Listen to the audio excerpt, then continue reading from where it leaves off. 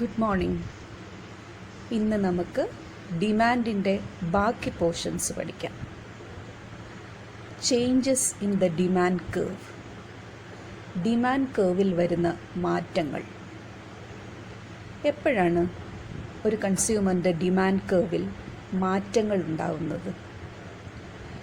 കൺസ്യൂമറിൻ്റെ ഡിമാൻഡിൽ മാറ്റം വരുമ്പോഴെല്ലാം ഡിമാൻഡ് കേർവിലും മാറ്റം വരും. ഡിമാൻഡിൽ മാറ്റം വരുന്നത് എപ്പോഴാണ്? ഡിമാൻഡിനെ ബാധിക്കുന്ന ഘടകങ്ങളിൽ മാറ്റം വരുമ്പോൾ.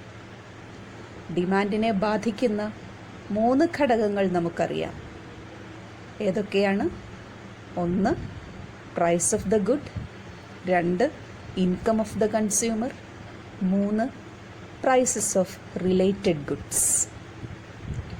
ഇവ 3ലും അല്ലെങ്കിൽ ഇവയിൽ ഏതെങ്കിലും ഒന്നിൽ മാറ്റം വരുമ്പോൾ ഡിമാൻഡ് മാറും, ഡിമാൻഡ് കേർവിലും മാറ്റം വരും. ആദ്യം നമുക്ക് പ്രൈസിൽ മാറ്റം വരുമ്പോൾ ഡിമാൻഡ് കേർവിൽ എന്തു മാറ്റമാണ് ഉണ്ടാവുക എന്ന് നോക്കാം.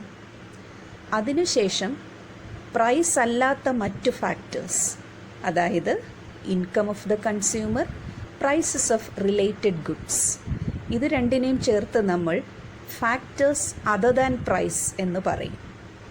അപ്പോൾ ഫാക്ടേഴ്സ് അതർ ദാൻ പ്രൈസിൽ മാറ്റം വരുമ്പോൾ ഡിമാൻഡ് കേർവിൽ എന്ത് മാറ്റമാണ് ഉണ്ടാവുക എന്നും നമുക്ക് പഠിക്കാം. ആദ്യം പ്രൈസ് ഓഫ് ദ ഗുഡും ഡിമാൻഡ് കേർവിലെ മാറ്റവും തമ്മിൽ ഉള്ള ബന്ധം നോക്കാം. ഒരു ഗുഡിൻ്റെ വിലയിൽ വരുന്ന മാറ്റം ഡിമാൻഡ് കേർവിൽ എന്തൊക്കെ മാറ്റങ്ങളാണ് വരുത്തുക എന്ന് കാണിക്കുന്ന ഡയഗ്രംസ് ആണ് ഈ കൊടുത്തിരിക്കുന്നത്. ആദ്യത്തെ ഡയഗ്രം നോക്കൂ. ഒരു കൺസ്യൂമറിൻ്റെ ഡിമാൻഡ് കേർവാണ് DD. OP വിലയ്ക്ക് കൺസ്യൂമർ ഒരു ഗുഡ് OQ ക്വാണ്ടിറ്റി ഡിമാൻഡ് ചെയ്യുന്നു. ഇനി വില കൂടി എന്ന് വിചാരിക്കുക. OP എന്ന് പറയുന്ന വില OP1 ആയി കൂടി. അപ്പോൾ എന്തു പറ്റിയെന്ന് നോക്കൂ. ക്വാണ്ടിറ്റി ഡിമാൻഡഡ് OQവിൽ നിന്ന് OQ1 ആയി കുറഞ്ഞു. ഡിമാൻഡ് കേർവിലെ മാറ്റങ്ങൾ ശ്രദ്ധിക്കൂ. വില OP ആയിരുന്നപ്പോൾ കൺസ്യൂമർ ഡിമാൻഡ് കേർവിൽ A എന്ന പോയിന്റിലാണ് നിൽക്കുന്നത്. OP1 ആയി വില കൂടിയപ്പോൾ കൺസ്യൂമർ ഡിമാൻഡ് കേർവിൽ മുകളിലേക്ക് കയറി B എന്ന പോയിന്റിൽ എത്തി. കൺസ്യൂമർ ഡിമാൻഡ് കേർവിൽ മുകളിലോട്ട് മൂവ് ചെയ്ത് B എന്ന പോയിന്റിൽ എത്തിയപ്പോൾ ഡിമാൻഡിന് എന്ത് സംഭവിച്ചു? ഡിമാൻഡ് കുറഞ്ഞു. OQവിൽ നിന്ന് OQ1 ആയി. ഇങ്ങനെ പ്രൈസ് കൂടുമ്പം ഡിമാൻഡ് കുറയുന്നതിനെ നമ്മൾ കോൺട്രാക്ഷൻ ഓഫ് ഡിമാൻഡ് എന്നാണ് പറയുക. ഇനി അടുത്ത ഡയഗ്രം ശ്രദ്ധിക്കൂ. കൺസ്യൂമറിൻ്റെ ഡിമാൻഡ് കേർവ് DD ആണ്. OP വിലയ്ക്ക് കൺസ്യൂമർ ഒരു ഗുഡ് OQ ക്വാണ്ടിറ്റി ഡിമാൻഡ് ചെയ്യുന്നു. ഗുഡിൻ്റെ വില കുറഞ്ഞു എന്ന് കരുതുക. OP വില OP2 ആയി കുറഞ്ഞു. അപ്പോൾ എന്തു പറ്റി? കൺസ്യൂമറിൻ്റെ ക്വാണ്ടിറ്റി ഡിമാൻഡഡ് OQവിൽ നിന്ന് OQ2 ആയിട്ട് കൂടിയതായിട്ട് നമുക്ക് കാണാം. ഡിമാൻഡ് കേർവിൽ എന്ത് മാറ്റമാണ് വന്നത്? OP വിലയിൽ A എന്ന പോയിന്റിൽ നിന്ന കൺസ്യൂമർ ഇപ്പോൾ താഴോട്ടിറങ്ങി C എന്ന പോയിന്റിൽ നിൽക്കുകയാണ്. അതായത് കൺസ്യൂമറിൻ്റെ ക്വാണ്ടിറ്റി ഡിമാൻഡഡ് കൂടിയപ്പോൾ കൺസ്യൂമർ ഡിമാൻഡ് കേർവിൽ താഴെ ഒരു പോയിന്റിലേക്ക് ഇറങ്ങി വരുന്നു, അല്ലെങ്കിൽ മൂവ് ചെയ്യുന്നു. അപ്പോൾ ആദ്യത്തെ കേസിൽ വില കൂടി ഡിമാൻഡ് കുറഞ്ഞപ്പോൾ കൺസ്യൂമർ മുകളിലേക്ക് പോയി ഒരു പോയിന്റിൽ നിന്നു. രണ്ടാമത്തെ കേസിൽ വില കുറഞ്ഞ് ഡിമാൻഡ് കൂടിയപ്പം കൺസ്യൂമർ ഡിമാൻഡ് കർവിൽ താഴെ ഒരു പോയിന്റിൽ വന്ന് നിന്നു. വില കുറയുമ്പം ക്വാണ്ടിറ്റി ഡിമാൻഡഡ് കൂടുന്നതിനെ നമ്മൾ എക്സ്പാൻഷൻ ഓഫ് ഡിമാൻഡ് എന്നാണ് പറയുക. ഈ രണ്ട് കേസിലും കൺസ്യൂമർ നിന്ന പോയിന്റിൽ നിന്ന് മുകളിലേക്കോ താഴേക്കോ മൂവ് ചെയ്തുകൊണ്ടിരിക്കുന്നത് കൊണ്ട് ഇതിനെ movements along the demand curve എന്ന് പറയും. അപ്പോൾ കോൺട്രാക്ഷൻ ഓഫ് ഡിമാൻഡും എക്സ്പാൻഷൻ ഓഫ് ഡിമാൻഡും മൂവ്മെൻറ്റ്സ് എലോങ് ദ ഡിമാൻഡ് കർവിനെയാണ് സൂചിപ്പിക്കുന്നത്.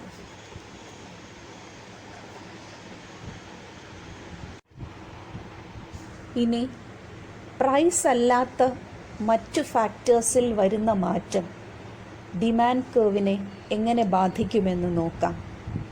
അതായത് ഇൻകം ഓഫ് ദ കൺസ്യൂമറിലോ പ്രൈസസ് ഓഫ് റിലേറ്റഡ് ഗുഡ്സിലോ മാറ്റം വരുമ്പോൾ ഡിമാൻഡ് കർവിൽ എന്ത് മാറ്റമാണ് ഉണ്ടാവുക എന്ന് ശ്രദ്ധിക്കൂ. ഈ ഡയഗ്രംസ് നോക്കൂ. ആദ്യത്തെ ഡയഗ്രം ഫാക്ടേഴ്സ് അതർ ദാൻ പ്രൈസിൽ വന്ന മാറ്റം കൊണ്ട് ഡിമാൻഡ് കൂടിയതായിട്ടാണ് കാണിക്കുന്നത്. ഗുഡിൻ്റെ വില OP ആണ്. OP വിലയിൽ കൺസ്യൂമർ OQ ക്വാണ്ടിറ്റി ഡിമാൻഡ് ചെയ്യുന്നു. അപ്പോൾ പ്രൈസ് അല്ലാത്ത മറ്റേതോ ഫാക്ടറിൽ മാറ്റം വരുന്നു. കൺസ്യൂമറിൻ്റെ ഡിമാൻഡ് കൂടുന്നു. OQവിൽ നിന്ന് OQ1 ആയിട്ട് കൂടുന്നു. ഈ മാറ്റം DD എന്ന് പറയുന്ന ഡിമാൻഡ് കർവിൽ കാണിക്കാൻ സാധ്യമല്ല. കാരണം വിലയിൽ മാറ്റം വന്നിട്ടില്ല. ഡിമാൻഡിൽ വന്ന ഈ വർധനവിനെ കാണിക്കാൻ നമുക്ക് ഡിമാൻഡ് കർവ് മുകളിലേക്ക് അല്ലെങ്കിൽ വലത്തേക്ക് ഷിഫ്റ്റ് ചെയ്യേണ്ടി വരും. അതായത് പ്രൈസ് അല്ലാത്ത മറ്റേതെങ്കിലും ഫാക്ടേഴ്സിൽ വരുന്ന മാറ്റം കൊണ്ട് ഡിമാൻഡ് കൂടുകയാണെങ്കിൽ ഡിമാൻഡ് കർവ് വലത്തേക്ക് ഷിഫ്റ്റ് ചെയ്യും. ഡയഗ്രത്തിലേക്ക് നോക്കൂ. ഡിമാൻഡ് കർവ് DDയിൽ നിന്ന് D1 ഷിഫ്റ്റ് ചെയ്തിരിക്കുന്നു. നേരത്തെ OQ ആയിരുന്ന ഡിമാൻഡ് ഇപ്പോൾ OQ1 ആയിട്ട് കൂടിയിരിക്കുന്നു. ഇനി രണ്ടാമത്തെ ഡയഗ്രം ശ്രദ്ധിക്കൂ. പ്രൈസ് അല്ലാത്ത മറ്റേതെങ്കിലും ഫാക്ടേഴ്സിൽ വരുന്ന മാറ്റം കൊണ്ട് ഡിമാൻഡ് കുറഞ്ഞതായി കാണിക്കുന്ന ഡയഗ്രമാണ് ഇത്. OP ആയിരുന്നു വില. ക്വാണ്ടിറ്റി ഡിമാൻഡഡ് OQ ആയിരുന്നു. പ്രൈസ് അല്ലാത്ത മറ്റേതോ ഫാക്ടേഴ്സിൽ വ്യത്യാസം വന്നതുകൊണ്ട് ഡിമാൻഡ് കുറഞ്ഞു. OQ2 ആയി. DD എന്ന ഡിമാൻഡ് കർവിൽ ഇത് കാണിക്കാൻ സാധ്യമല്ല. ഡിമാൻഡ് കർവ് താഴേക്ക് ഷിഫ്റ്റ് ചെയ്തു, അല്ലെങ്കിൽ ഇടത്തോട്ട് ഷിഫ്റ്റ് ചെയ്തു. D2 ആണ് പുതിയ ഡിമാൻഡ് കർവ്. OP വിലയിൽ കൺസ്യൂമർ OQ2 ക്വാണ്ടിറ്റി ഡിമാൻഡ് ചെയ്യുന്നു.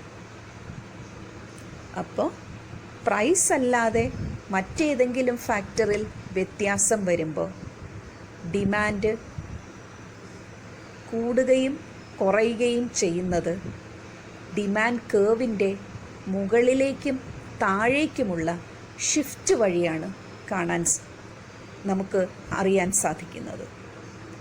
അതുകൊണ്ട് ഈ വ്യത്യാസങ്ങളെ നമ്മൾ shifts in the demand curve എന്ന് പറയും. പ്രൈസ് അല്ലാത്ത മറ്റു ഫാക്ടേഴ്സിൽ വന്ന മാറ്റം കൊണ്ട് ഡിമാൻഡ് കൂടുന്നതിനെ നമ്മൾ ഇൻക്രീസ് ഇൻ ഡിമാൻഡ് എന്ന് പറയും. അതായത് ഡിമാൻഡ് കർവ് വലത്തേക്ക് ഷിഫ്റ്റ് ചെയ്യുമ്പോൾ ഇൻക്രീസ് ഇൻ ഡിമാൻഡാണ് നടക്കുന്നത്. അതുപോലെ പ്രൈസ് അല്ലാത്ത മറ്റു ഫാക്ടേഴ്സിൽ വന്ന മാറ്റം കൊണ്ട് ഡിമാൻഡ് കുറയുന്നതിനെ നമ്മൾ ഡിക്രീസ് ഇൻ ഡിമാൻഡ് എന്ന് പറയും. ഡിക്രീസ് ഇൻ ഡിമാൻഡ് നടക്കുമ്പോൾ ഡിമാൻഡ് കർവ് ലെഫ്റ്റിലേക്ക് ഷിഫ്റ്റ് ചെയ്യും.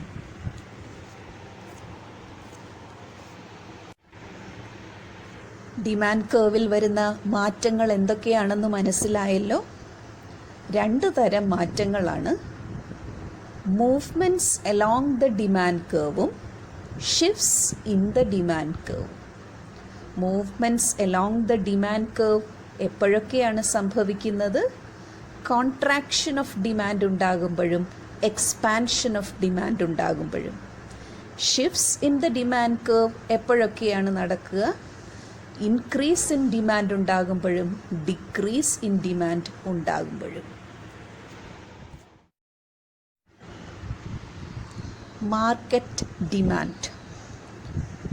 ഒരു ഗുഡ് ഒരു മാർക്കറ്റിൽ എല്ലാ കൺസ്യൂമേഴ്സും കൂടെ മൊത്തത്തിൽ ഒരു നിശ്ചിത വിലയ്ക്ക് എത്ര ക്വാണ്ടിറ്റിയാണോ ഡിമാൻഡ് ചെയ്യുന്നത് അതിനെയാണ് നമ്മൾ മാർക്കറ്റ് ഡിമാൻഡ് എന്ന് പറയുന്നത്. The market demand for a good at a particular price is the total demand of all the consumers taken together. മാർക്കറ്റിൽ ഒരുപാട് കൺസ്യൂമേഴ്സ് ഉണ്ടാവും ഒരു ഗുഡിന്. പക്ഷെ നമ്മളിവിടെ അസ്യൂം ചെയ്യുകയാണ് മാർക്കറ്റിൽ 2 കൺസ്യൂമേഴ്സേ ഉള്ളൂ, കൺസ്യൂമർ 1ഉം കൺസ്യൂമർ 2ഉം. ഒരു ഉദാഹരണം പറയാം. ഒരു ഗുഡിന് വില P0 ആണെന്ന് കരുതുക. ആ വിലയ്ക്ക് കൺസ്യൂമർ 1 Q1 ക്വാണ്ടിറ്റിയാണ് ഡിമാൻഡ് ചെയ്യുന്നത്, കൺസ്യൂമർ 2 Q2 ക്വാണ്ടിറ്റി. അങ്ങനെയാണെങ്കിൽ മാർക്കറ്റ് ഡിമാൻഡ് എത്രയാണ്? Q1 + Q2. ഇനി വേറൊരു എക്സാമ്പിൾ പറയാം. ഒരു ഗുഡിന് വില P സ്റ്റാർ ആണെന്ന് കരുതുക. ആ വിലയ്ക്ക് കൺസ്യൂമർ 1 Q3 ക്വാണ്ടിറ്റിയാണ് ഡിമാൻഡ് ചെയ്യുന്നത്, കൺസ്യൂമർ 2 Q4 ക്വാണ്ടിറ്റിയും. അങ്ങനെയാണെങ്കിൽ മാർക്കറ്റ് ഡിമാൻഡ് എത്ര? Q3 + Q4.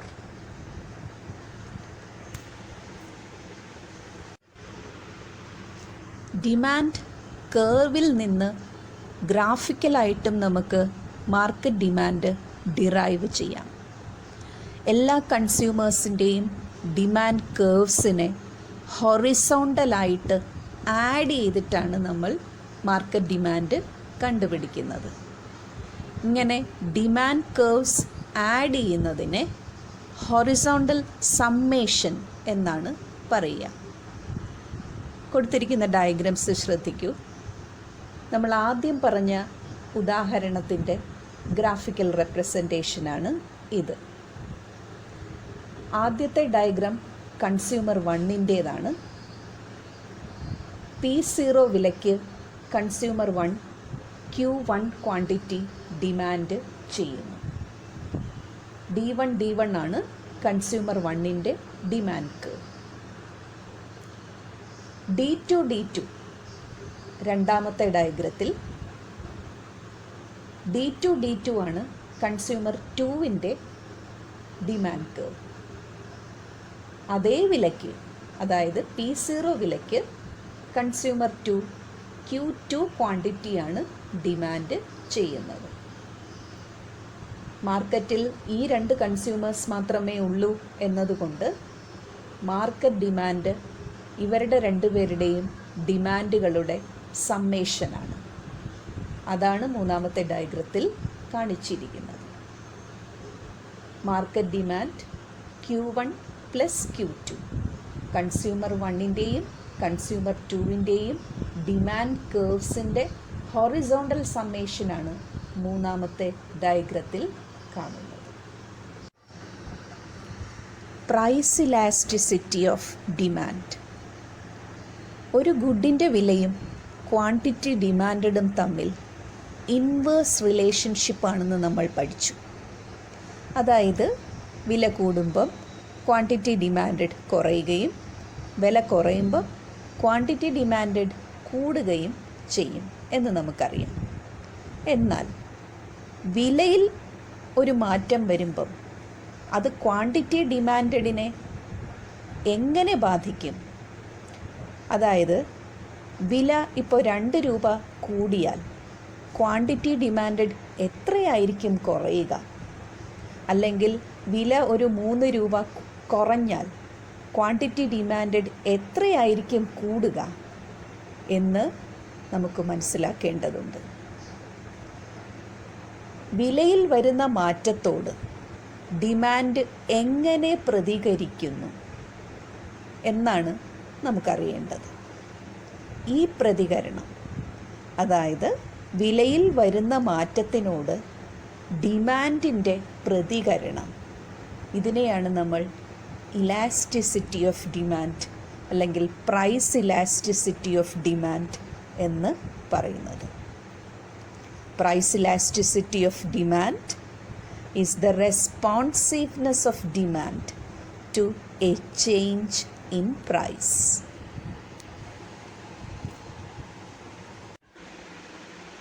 Degrees of price elasticity of demand. വിലയിൽ ഒരു മാറ്റം വരുമ്പോൾ ഡിമാൻഡ് അതിനോട് പല തരത്തിലായിരിക്കും പ്രതികരിക്കുക. ഇവിടെ നമ്മൾ 5 degrees of price elasticity of ഡിമാൻഡിനെ കുറിച്ചാണ് പറയുന്നത്. 1. Perfectly elastic demand. ഗുഡിൻ്റെ വിലയിൽ ഒരു ചെറിയ മാറ്റം വന്നാലും ഡിമാൻഡ് വളരെയധികം മാറുന്നെങ്കിൽ, അതായത് ഫോർ എക്സാമ്പിൾ ഗുഡിൻ്റെ വില 2 രൂപ കുറഞ്ഞാൽ ഡിമാൻഡ് 200-300 ഒക്കെ യൂണിറ്റ്സ് കൂടുകയാണെങ്കിൽ, അതായത് ഡിമാൻഡിൻ്റെ പ്രതികരണം വളരെ കൂടുതലാണെങ്കിൽ ആ ഗുഡിന് പെർഫെക്റ്റ്ലി ഇലാസ്റ്റിക് ഡിമാൻഡാണ് എന്ന് പറയും. അതിൻ്റെ ഇലാസ്റ്റിസിറ്റി ഓഫ് ഡിമാൻഡ് ഇൻഫിനിറ്റി ആയിരിക്കും. ആ ഗുഡിൻ്റെ ഡിമാൻഡ് കേർവ് വരയ്ക്കുകയാണെങ്കിൽ അത് എക്സ് ആക്സിസിന് പാരലലായിട്ടുള്ള ഒരു സ്ട്രെയിറ്റ് ലൈൻ ആയിരിക്കും. Demand is said to be perfectly elastic when a small change in price leads to a very large or an infinite change in demand. Price elasticity of demandനെ ED കൊണ്ടാണ് represent ചെയ്യുന്നത്. 2. More elastic demand അല്ലെങ്കിൽ elastic demand. ഒരു ഗുഡിൻ്റെ വിലയിൽ മാറ്റം വരുമ്പോൾ ആ വിലയിൽ വരുന്ന മാറ്റത്തിനേക്കാൾ കൂടുതലാണ് ഡിമാൻഡിലുണ്ടാകുന്ന മാറ്റമെങ്കിൽ ആ ഗുഡിന് മോർ ഇലാസ്റ്റിക് ഡിമാൻഡാണ് എന്ന് പറയും.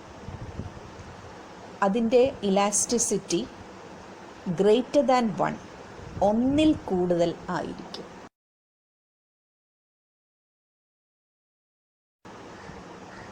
ഫോർ എക്സാമ്പിൾ ഒരു ഗുഡിൻ്റെ വില 2 രൂപ കുറയുമ്പോൾ ഡിമാൻഡ് 10 യൂണിറ്റ് കൂടുന്നെങ്കിൽ അത് മോർ ഇലാസ്റ്റിക് ഡിമാൻഡുള്ള ഒരു ഗുഡാണ്. ആ ഗുഡിൻ്റെ ഡിമാൻഡ് കേർവ് സാധാരണ ഡിമാൻഡ് കേർവ് പോലെ ഡൗൺവേർഡ് സ്ലോപ്പിംഗ് ആയിരിക്കും, എങ്കിലും കുറച്ചുകൂടെ ഫ്ലാറ്റ് ആയിരിക്കും.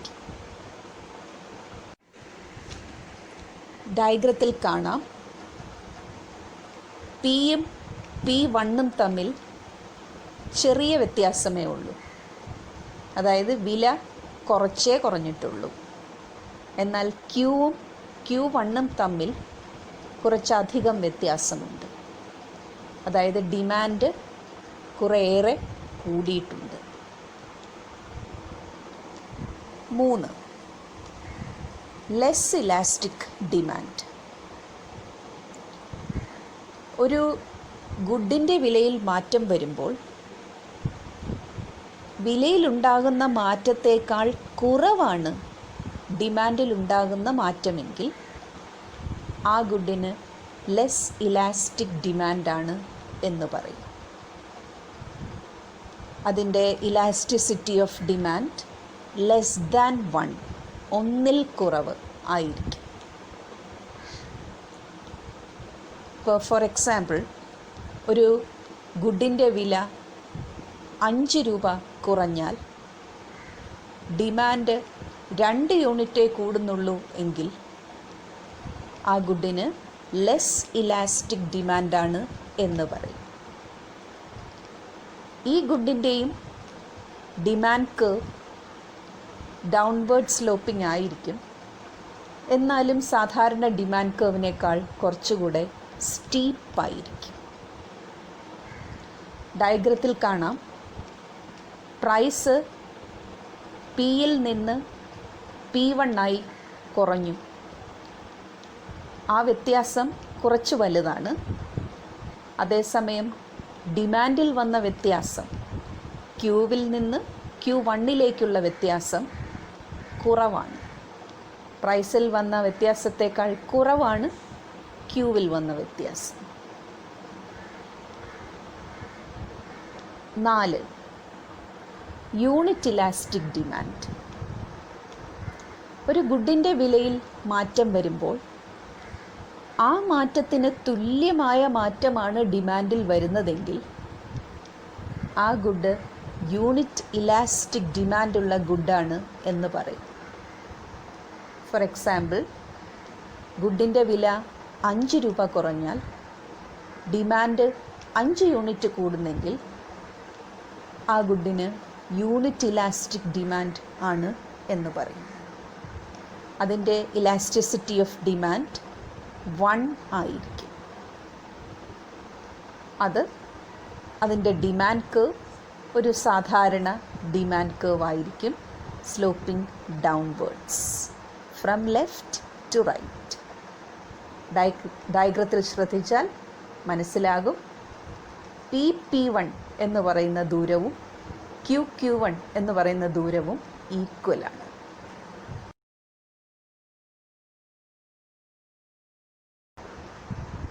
5.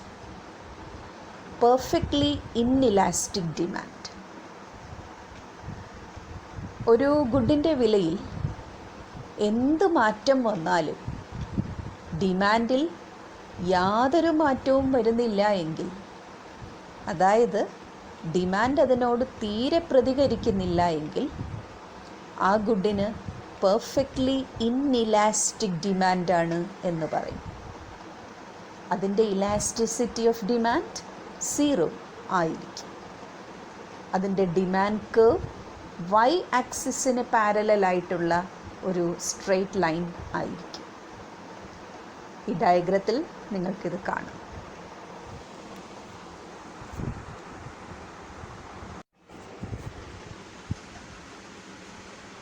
Methods of measuring price elasticity of demand.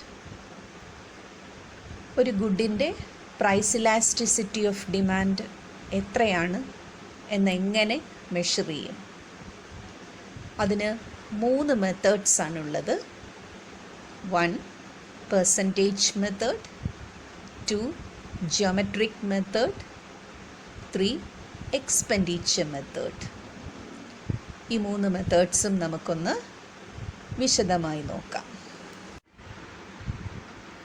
ആദ്യത്തേത് പെർസെൻറ്റേജ് മെത്തേഡ്. ഈ മെത്തേഡിൽ ഇലാസ്റ്റിസിറ്റി മെഷർ ചെയ്യാനുള്ള formula ED equals P delta Q by Q delta P. ED എന്ന് പറയുന്നത് ഇലാസ്റ്റിസിറ്റി ഓഫ് ഡിമാൻഡ്. P ഗുഡിൻ്റെ ആദ്യത്തെ വിലയാണ്, ഇനിഷ്യൽ പ്രൈസ്, അതായത് മാറ്റത്തിന് മുമ്പുള്ള വില. Q initial quantity. Delta P വിലയിലുണ്ടായ മാറ്റം. ഡെൽറ്റ ക്യൂ ക്വാണ്ടിറ്റി ഡിമാൻഡിൽ ഉണ്ടായ മാറ്റം. ഒരു എക്സാമ്പിൾ പറയാം. ഒരു ഗുഡിൻ്റെ വില 5 രൂപയായിരുന്നു എന്ന് വിചാരിക്കുക. 5 രൂപയ്ക്ക് ആ ഗുഡിൻ്റെ ഡിമാൻഡ് 10 യൂണിറ്റാണ് എന്ന് കരുതുക. അപ്പോൾ P ഈക്വൽസ് 5, Q ഈക്വൽസ് 10. ഗുഡിൻ്റെ വില കൂടി,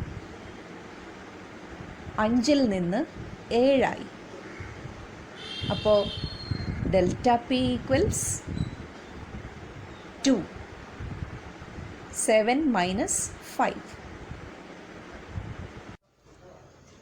അതിൻ്റെ ഫലമായി ഗുഡിൻ്റെ ഡിമാൻഡ് 10-ൽ നിന്ന് 7 കുറഞ്ഞു എന്ന് കരുതുക. അപ്പോൾ delta Q equals 3, 10 minus 7 equals 3. ഈ ഗുഡിൻ്റെ ഇലാസ്റ്റിസിറ്റി ഓഫ് ഡിമാൻഡ് എങ്ങനെ കണ്ടുപിടിക്കും? E D equals 5 × 3 by 10 × 2, 15 by 20 equals 0.75. അതായത് ലെസ് ഇലാസ്റ്റിക് ഡിമാൻഡ്. ഇങ്ങനെയാണ് പെർസെൻറ്റേജ് മെത്തേഡിൽ ഇലാസ്റ്റിസിറ്റി കാൽക്കുലേറ്റ് ചെയ്യുന്നത്. രണ്ടാമത്തത് ജിയോമെട്രിക് മെത്തേഡ്. ഒരു ലീനിയർ ഡിമാൻഡ് കർവിൻ്റെ ഇലാസ്റ്റിസിറ്റി മെഷർ ചെയ്യാൻ ഉപയോഗിക്കുന്ന മെത്തേഡാണ് ജിയോമെട്രിക് മെത്തേഡ്. എന്താണ് ലീനിയർ ഡിമാൻഡ് കർവ്? ഒരു സ്ട്രെയിറ്റ് ലൈനായിട്ടുള്ള ഡിമാൻഡ് കർവിനെയാണ് ലീനിയർ ഡിമാൻഡ് കർവ് എന്ന് പറയുക. അതൊരു കർവ് അല്ല, ശരിക്കും അതൊരു സ്ട്രെയിറ്റ് ലൈനാണ്. ഈ ഡയഗ്രത്തിൽ കാണുന്നതാണ് ലീനിയർ ഡിമാൻഡ് കർവ്. ഈ ഡിമാൻഡ് കർവിൻ്റെ equation Q equals A minus B P. A എന്ന് പറയുന്നത് ഈ ലൈനിൻ്റെ എക്സ് ഇൻ്റർസെപ്റ്റാണ്. A/B ആണ് ഇതിൻ്റെ വൈ ഇൻ്റർസെപ്റ്റ്. ഇതിൻ്റെ സ്ലോപ്പ് -b ആണ്. അപ്പോൾ ഇങ്ങനത്തെ ഒരു ലീനിയർ ഡിമാൻഡ് കർവിൻ്റെ ഇലാസ്റ്റിസിറ്റി മെഷർ ചെയ്യാനാണ് നമ്മൾ ജിയോമെട്രിക് മെത്തേഡ് ഉപയോഗിക്കുന്നത്. ഈ ഡിമാൻഡ് കർവിൻ്റെ പല പോയിൻറ്റ്സിൽ പല ഇലാസ്റ്റിസിറ്റിയാണുള്ളത്. ഈ ഡിമാൻഡ് കർവ് എക്സ് ആക്സിസിൽ ടച്ച് ചെയ്യുന്ന പോയിന്റിൽ, അതായത് P ഈക്വൽസ് 0 ആയിട്ടുള്ള പോയിന്റിൽ ഇലാസ്റ്റിസിറ്റി 0 ആണ്. ഡിമാൻഡ് കർവ് y ആക്സിസിൽ ടച്ച് ചെയ്യുന്ന പോയിന്റ്, അതായത് Q ഈക്വൽ 0 ആയിട്ടുള്ള പോയിന്റിൽ ഇലാസ്റ്റിസിറ്റി ഇൻഫിനിറ്റി ആണ്.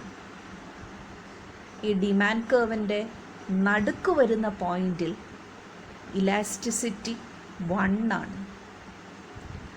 നടുക്ക് വരുന്ന പോയിന്റിനും താഴത്തെ പോയിന്റിനും ഇടയ്ക്കുള്ള ഏത് പോയിന്റ് എടുത്താലും ഇലാസ്റ്റിസിറ്റി 1-ൽ കുറവായിരിക്കും. നടുക്കത്തെ പോയിന്റിനും വൈ ആക്സിസിൽ ടച്ച് ചെയ്യുന്ന പോയിന്റിനും ഇടയ്ക്കുള്ള ഏത് പോയിന്റ് എടുത്താലും ഇലാസ്റ്റിസിറ്റി 1-ൽ കൂടുതലായിരിക്കും. അതായത് ഒരു ലീനിയർ ഡിമാൻഡ് കർവിന് 5 തരം ഇലാസ്റ്റിസിറ്റി ഉണ്ട്. അതിൻ്റെ എക്സ് ഇൻ്റർസെപ്റ്റിലെ ഇലാസ്റ്റിസിറ്റി 0, അതായത് ആ പോയിന്റിൽ അത് പെർഫെക്റ്റ്ലി ഇൻഇലാസ്റ്റിക് ആണ്. അതിൻ്റെ വൈ ഇൻ്റർസെപ്റ്റിലെ ഇലാസ്റ്റിസിറ്റി ഇൻഫിനിറ്റി, അതായത് ആ പോയിന്റിൽ അത് പെർഫെക്റ്റ്ലി ഇലാസ്റ്റിക് ആണ്. അതിൻ്റെ മിഡ് പോയിന്റിലെ ഇലാസ്റ്റിസിറ്റി 1, അതായത് ആ പോയിന്റിൽ അത് യൂണിറ്റ് ഇലാസ്റ്റിക് ആണ്. അതിൻ്റെ മിഡ് പോയിന്റിനും എക്സ് ഇൻ്റർസെപ്റ്റിനും ഇടയ്ക്കുള്ള പോയിന്റുകളിൽ അതിൻ്റെ ഇലാസ്റ്റിസിറ്റി ലെസ് ദാൻ 1, അതായത് ലെസ് ഇലാസ്റ്റിക് ഡിമാൻഡ്. അതിൻ്റെ മിഡ് പോയിന്റിനും വൈ ഇൻ്റർസെപ്റ്റിനും ഇടയ്ക്കുള്ള പോയിൻറ്റ്സിൽ അതിൻ്റെ ഇലാസ്റ്റിസിറ്റി ഗ്രേറ്റർ ദാൻ 1, അതായത് മോർ ഇലാസ്റ്റിക് ഡിമാൻഡ്. എല്ലാ ലീനിയർ ഡിമാൻഡ് കർവ്സിൻ്റെയും കാര്യം ഇങ്ങനെയല്ല. നേരത്തെ നമ്മൾ 2 തരം ലീനിയർ ഡിമാൻഡ് കർവ്സിനെ കുറിച്ച് പഠിച്ചു കഴിഞ്ഞു. എക്സ് ആക്സിസിന് പാരലലായിട്ടുള്ള ഡിമാൻഡ് കർവും വൈ ആക്സിസിന് പാരലലായിട്ടുള്ള ഡിമാൻഡ് കർവും. എക്സ് ആക്സിസിന് പാരലലായിട്ടുള്ള ഡിമാൻഡ് കർവ് അതൊരു ലീനിയർ ഡിമാൻഡ് കർവാണ്. അതിൻ്റെ എല്ലാ പോയിൻറ്റ്സിലും ഇലാസ്റ്റിസിറ്റി ഇൻഫിനിറ്റിയാണ്. വൈ ആക്സിസിന് പാരലലായിട്ടുള്ള ഡിമാൻഡ് കർവ് അതിൻ്റെ എല്ലാ പോയിൻറ്റ്സിലും ഇലാസ്റ്റിസിറ്റി 0 ആണ്.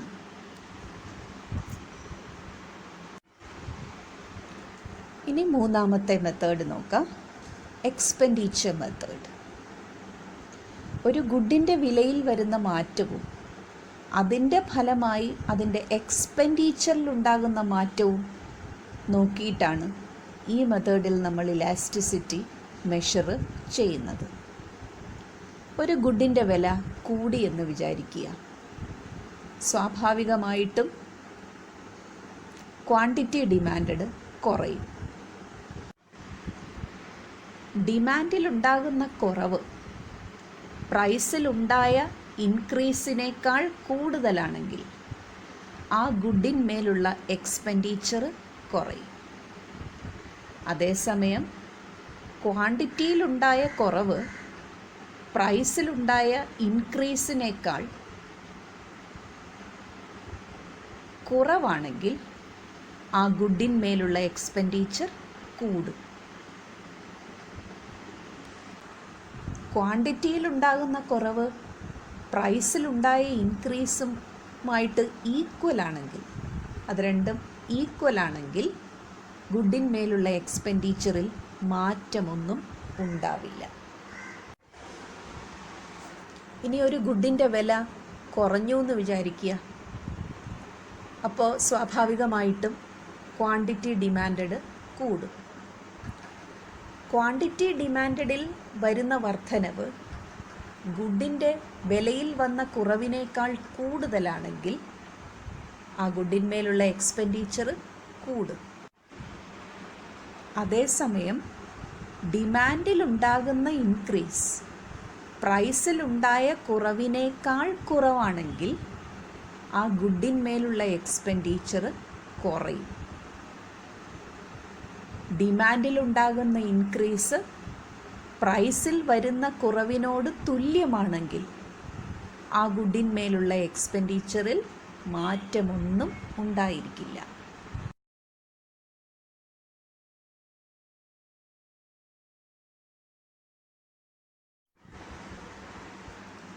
പ്രൈസിൽ വരുന്ന ചേഞ്ചിൻ്റെ ഓപ്പോസിറ്റ് ഡയറക്ഷനിലാണ് എക്സ്പെൻഡിച്ചറിൽ മാറ്റം വരുന്നതെങ്കിൽ ആ ഗുഡ് ഇലാസ്റ്റിക് ഡിമാൻഡ് അല്ലെങ്കിൽ മോർ ഇലാസ്റ്റിക് ഡിമാൻഡുള്ള ഗുഡായിരിക്കും. പ്രൈസിൽ വരുന്ന ചേഞ്ചിൻ്റെ അതേ ഡയറക്ഷനിലാണ് എക്സ്പെൻഡിച്ചറും ചേഞ്ച് ചെയ്യുന്നതെങ്കിൽ ആ ഗുഡ് ഇൻഇലാസ്റ്റിക് ഡിമാൻഡുള്ള അല്ലെങ്കിൽ ലെസ് ഇലാസ്റ്റിക് ഡിമാൻഡുള്ള ഗുഡായിരിക്കും. പ്രൈസിൽ ചേഞ്ച് വന്നിട്ടും എക്സ്പെൻഡിച്ചറിൽ മാറ്റമൊന്നുമില്ല എങ്കിൽ ആ ഗുഡ് യൂണിറ്റ് ഇലാസ്റ്റിക് ഡിമാൻഡുള്ള ഗുഡായിരിക്കും. എക്സ്പെൻഡിച്ചർ മെത്തേഡിൽ നമുക്ക് 3 തരം ഇലാസ്റ്റിസിറ്റിയാണ് മെഷർ ചെയ്യാൻ പറ്റുന്നത്. മോർ ഇലാസ്റ്റിക്, അതായത് greater than 1, less elastic demand, less than 1 value ഉള്ളത്, unit elastic demand equal to 1 value ഉള്ളത്. അപ്പോൾ ഇങ്ങനെയാണ് എക്സ്പെൻഡിച്ചർ മെത്തേഡിൽ ഇലാസ്റ്റിസിറ്റി ഓഫ് ഡിമാൻഡ് മെഷർ ചെയ്യുന്നത്. അപ്പോൾ നമ്മുടെ മൈക്രോ എക്കണോമിക്സിൻ്റെ സെക്കൻഡ് ചാപ്റ്റർ തീരുകയാണ്. കുറച്ച് ലെങ്തിയുമാണ്, ഒരല്പം ഡിഫിക്കൽട്ടുമാണ്. എന്നാലും ശ്രദ്ധിച്ചു പഠിച്ചാൽ നല്ലപോലെ പഠിക്കാവുന്നതേ ഉള്ളൂ. നോട്ട്സ് എഴുതുക, എത്രയും വേഗം പഠിക്കുക. ബൈ.